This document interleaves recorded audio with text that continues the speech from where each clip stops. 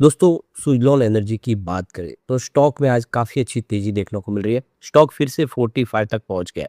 जो स्टॉक पिछले दिनों गिरते हुए 38 पर आ गया था, वहां से ज़बरदस्त रिकवरी हुई है और इसके पीछे वजह है बाजार में तेज़ी का माहौल। अब आप देख ही सकते हो कि सेंसेक्स भी 77,500 के स्तर पे पहुंच गया है। आज भी ज़बरदस्त तेज़ी है, करीब 1000 पॉइंट की। तो जो गिरावट का सिलसिला था उस पर ब्रेक लग चुका है और आप देख सकते हो कि कम से कम 14 से 15,000 पॉइंट की बाजार में जो गिरावट हुई थी उसमें आधी लगभग रिकवरी और 6,000 पॉइंट की रिकवरी हमने देख ली है। तो क्या गिरावट का समय खत्म हो चुका है? सुई से संबंधित कुछ बड़ी अपडेट निकल के आ रही है। सरकार ने 100 गीगावाट का लक्ष्य रखा है। क्या वो लक्ष्य समय पे पूरा होगा या उसके लिए कुछ चैलेंजेस है, उसको जानेंगे रिपोर्ट के माध्यम से। और वारी एनर्जीज और सुइलॉन एनर्जी में से कौन सा बेटर है उसको भी समझेंगे। आने वाला समय है Q4, क्या है उम्मीद, उसको जानेंगे इस वीडियो के माध्यम से।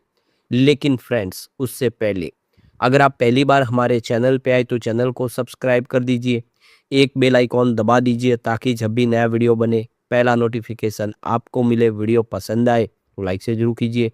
चलो फ्रेंड्स, वीडियो स्टार्ट करते हैं। मैं हूँ आपका दोस्त SB दवे और हमारे अपने चैनल ऑनलाइन कमाई में आपका बहुत बहुत स्वागत है। सबसे पहले बाजार की बात करें तो आज BSE सेंसेक्स 77,554 के स्तर पर है। इस समय आप देख सकते हो बाजार क्लोज होने के समय आपको लगभग 900 पॉइंट के ऊपर की तेजी देखने को मिली, यानी 1.21% की तेजी यहाँ पे बाजार में देखने को मिल रही है। यानी पॉजिटिव माहौल बना हुआ है। क्लियर है कि काफ़ी सारा बाजार रिकवर हो गया है। 71,000 का जो स्तर हमने देखा था वहाँ से 77,000 का स्तर आ गया है, यानी 6,000 पॉइंट की भारी भरकम रिकवरी हमें देखने को मिली है। तो काफ़ी ज़बरदस्त पॉजिटिव माहौल बना है। अभी 86,000 का इसका ऊपरी स्तर है, वहाँ से देखें तो 9,000 पॉइंट की गिरावट अभी बाकी है। अब हम सुइलॉन एनर्जी की बात कर ले तो 45.16 पर स्टॉक आपको दिखाई देगा, जहाँ पे 2.10% की तेजी देखने को मिल रही है। तो सुइलॉन भी काफ़ी शानदार कर चुका है। तो ये देख ही सकते हो कि 44.23 पर क्लोजिंग थी कल की और यहाँ पे 44.48 पर शुरुआत की। अब इंट्राडे में देख सकते हो कि 44.38 का लो बना। इसका मतलब स्टॉक के अंदर पूरे दिन में गिरावट नहीं हुई और तेजी के माहौल की वजह से इसने 45 को क्रॉस किया। तो 38 इसका 52 वीक का लो बना हुआ है। अब वहाँ से स्टॉक 45 तक पहुँच गया है, यानी निचले लेवल से कम 7 रुपीज़ की रिकवरी हो चुकी है। अभी इसको काफ़ी आगे बढ़ना है। 86 का इसका हाई बना हुआ है। इससे आप देखें तो स्टॉक काफ़ी नीचे अभी भी है, लेकिन पॉजिटिव माहौल बनना शुरू हो चुका है। तो यहाँ पे देखिए पिछले एक सप्ताह में 10.23% की शानदार तेजी स्टॉक के अंदर बनी है। 1 मंथ के हिसाब से 13.45% की तेजी बनी है, लेकिन अभी भी 3 मंथ के हिसाब से यहाँ पे 8.64% की गिरावट है, जबकि 6 मंथ का जो रिटर्न है वो 15.46% निगेटिव है। पिछले 9 महीनों में यहाँ पे 31.83% के आसपास की गिरावट हुई है। ओवरऑल अगर आप देखें तो 3 महीने के पहले जिसका इन्वेस्टमेंट है उसको लॉस हो रहा है, वहीं मंथ में के अंदर जो निवेश किया उनको यहाँ पे बेनिफिट हो रहा है। यहाँ पे अगर हम लॉन्ग टर्म रिटर्न की बात करें तो 1 ईयर का रिटर्न 12.22% निगेटिव है, यानी साल भर के हिसाब से जिसने निवेश किया उसको नुकसान है। लेकिन 2 ईयर के हिसाब से लगभग 10% की तेजी स्टॉक के अंदर बनी है। लेकिन 3 ईयर का रिटर्न बहुत ही बेहतरीन है। 451% का बंपर रिटर्न दिया है सुजलॉन ने। 4 ईयर की बात करें यहाँ पे 341% का इसने शानदार रिटर्न दिया है, जबकि 5 ईयर का रिटर्न तो बहुत ही ज़बरदस्त है। 860% का बंपर रिटर्न दिया है, क्योंकि स्टॉक आप देख सकते हो कि लगभग 2 रुपये के आसपास था कोविड काल में। तो काफ़ी अच्छा किया इस स्टॉक ने, लगातार दौड़ लगाया, लेकिन उसके बाद पिछले साल भर में कमज़ोर था। अब फिर से निचले लेवल से खरीदारी दिखने लगी है। अब यहाँ पे सुज़लॉन एनर्जी के पास अगले 3 साल के लिए प्रोजेक्ट है, यानी प्रोजेक्ट के लिए पाइपलाइन बहुत मजबूत है। वारी एनर्जीज़ की बात करें तो ये भी मजबूत है, लेकिन दोनों में से कौन-सा बेहतर है? दोनों ही अपने-अपने हिसाब से काफ़ी अच्छे हैं। तो ये देख सकते हो कि इस समय रिन्यूएबल एनर्जी सेक्टर में एक निवेशकों की नज़र दौड़ने लगी है, क्योंकि बाजार में जो पॉजिटिव माहौल बना है, रिन्यूएबल एनर्जी सेक्टर बेहतर कर सकता है। तो जो दिग्गज 2 कंपनियाँ सुज़लॉन एनर्जी और वारी एनर्जीज़, दोनों में अपनी-अपनी खूबी है, दोनों की अपनी सीमाएँ हैं। लेकिन निवेशकों के लिए वो कौन-सी बातें जो उन्हें एनर्जी सेक्टर के अन्य स्टॉक के मुकाबले अच्छा बना सकती है, उनकी अतिरिक्त जानकारी दे सकती है। वैल्यूएशन के लेवल पे देखें तो यहाँ पे देखो कि रिन्यूएबल एनर्जी सेक्टर में सुज़लॉन एनर्जी और वारी एनर्जी दोनों कहाँ खड़ी है, इस पर भी विचार करना ज़रूरी है। फिलहाल आप देखें ये स्टॉक 45 के आसपास सुज़लॉन का, जबकि वारी एनर्जी का 3252 के आसपास ट्रेड कर रहा है। सुज़लॉन एनर्जी की बात करें तो यहाँ पे देख सकते हो कि इसका मार्केट कैप 60,728 का है और यहाँ पे पिछले 5 सालों में 846% का इसने बम्पर रिटर्न दिया है और इसका जो पी रेशियो वो 19 का है। ये आपको खास ध्यान रखना है। वारी एनर्जीज लिमिटेड की बात करें तो एक साल में इसने 51% का पॉजिटिव रिटर्न दिया है। इसका मार्केट कैप 93,310 करोड़ के आसपास है। इसका पी रेशो 26 का है, जो सुजलॉन के मुकाबले हाई जरूर बता रहा है। सुजलॉन एनर्जी ने Q3 के दरमियान अपने कंसोलिडेटेड नेट प्रॉफिट में पिछले वर्ष की तुलना में 15% की वृद्धि दर्ज की है, जो 445 करोड़ के आसपास है। पिछले एक साल पहले इसका प्रॉफिट 386 करोड़ के आसपास था।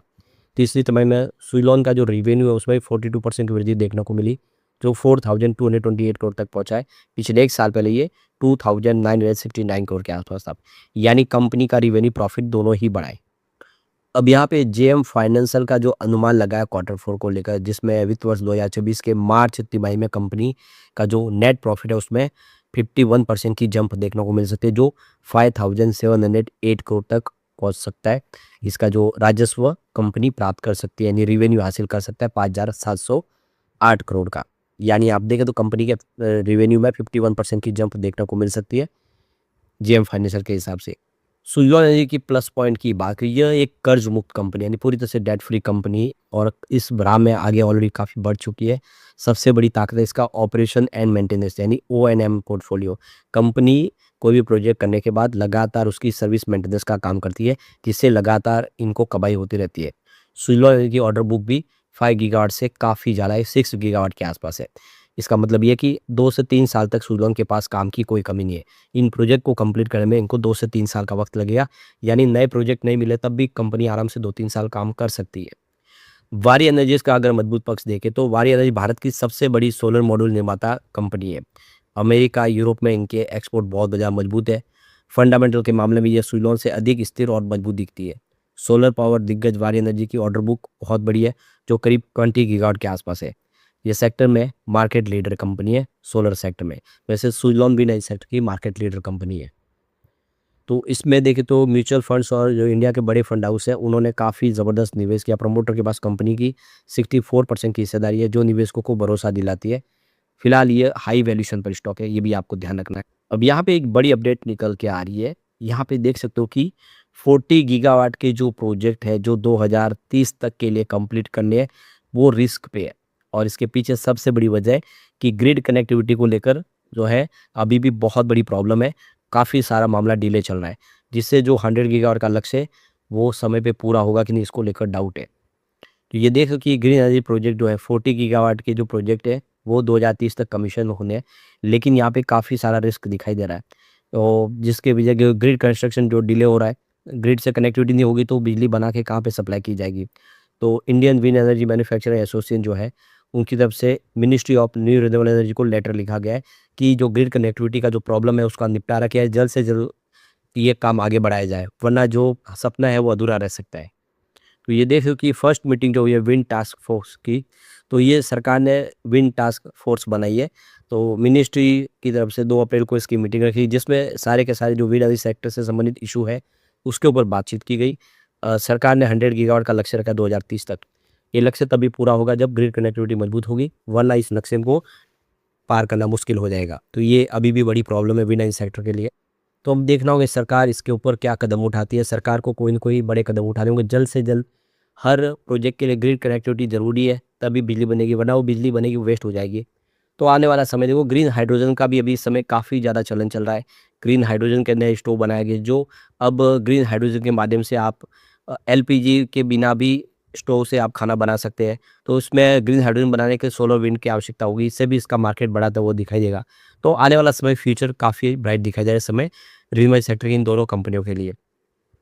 लेकिन फ्रेंड्स, कोई भी इन्वेस्टमेंट करने से पहले अपने फाइनेंशियल एडवाइजर से एडवाइस ले ले, या अपना खुद का रिसर्च करें, क्योंकि मैंने वीडियो आपके एजुकेशनल पर्पज़ के लिए ही बनाया। वीडियो पसंद आए तो लाइक से जरूर कीजिए और चैनल को सब्सक्राइब कर दीजिए। Thank you friends.